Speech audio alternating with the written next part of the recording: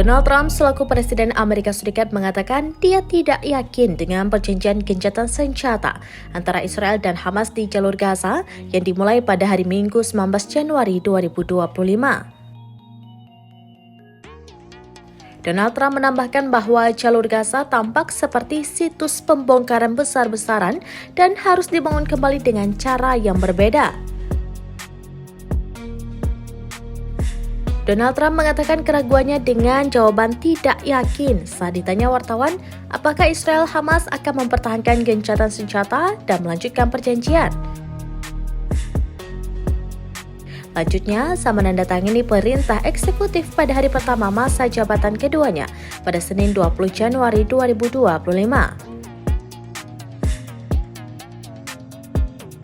Itu bukan perang kita, itu perang mereka, tapi saya tidak yakin.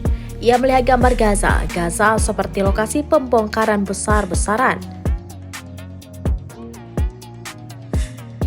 Donald Trump menekankan jalur Gaza terletak di lokasi luar biasa di sepanjang Laut Mediterania dengan cuaca terbaik. Ketika ditanya apakah dia akan membantu rekonstruksi Gaza, Donald Trump menjawab mungkin ia akan membantu.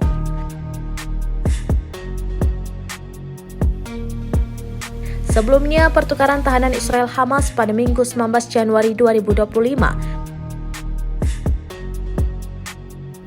memulangkan 3 wanita Israel dan 90 warga Palestina.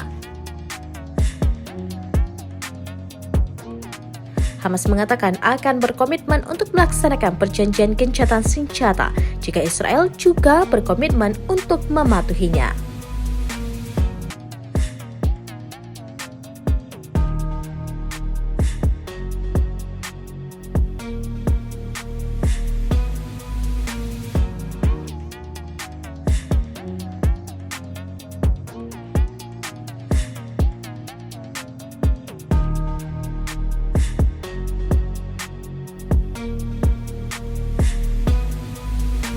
Download Tribun X sekarang, menghadirkan lokal menjadi Indonesia.